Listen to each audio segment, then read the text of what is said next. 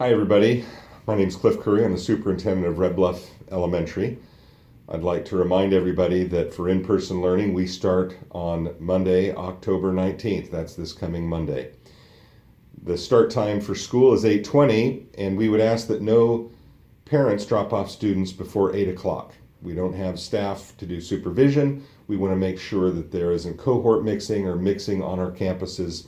And also recall that all students will need to be wearing face coverings when they come to campus. So please help with that. We will have some masks available for students, but we know that most students will have them already, so they should come prepared with that. We are asking parents to transport students instead of using the buses if it is at all possible. We know that some people will need to use buses. So if you are dropping off your student, please don't leave. Don't just drop them off until they have been screened. Most of the sites are having them screened right at the car, so you'll see the protocols. You'll see that happening on Monday morning.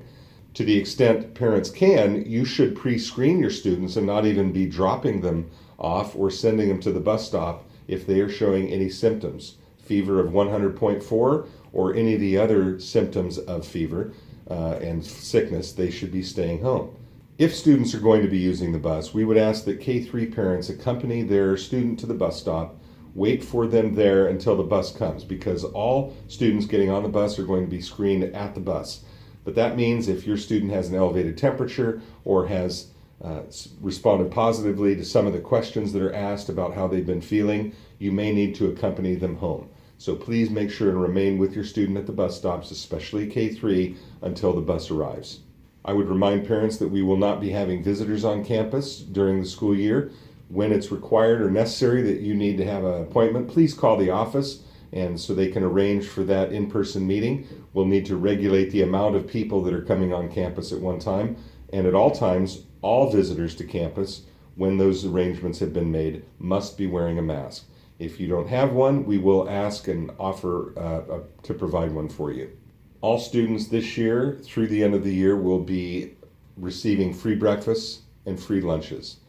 And so you won't have to worry about packing lunches for your students. They are free. Students will be arriving to school, usually getting a sack breakfast and taking it to rooms to eat. So we have a lot of protocols. I know you've been hearing from your sites about how they're going to be doing things. We've been working very diligently to make sure that we have all the supplies and safety gear that people need to conduct operations safely. But I would ask for your patience and consideration of the difficulty of the new protocols that we're putting in place for safety purposes. Please be aware it may take a few days for those regular routines to work out, and it may delay some things, especially at drop off. If we have choke points, we'll need to identify them. I can tell you that we will be looking at how we do things throughout our opening and making sure that we're adjusting it to be the most efficient. So thank you for your patience. We're very excited. Teachers and staff are very excited to have students back, and we know you and your students are excited as well. So we look forward to the year with your student.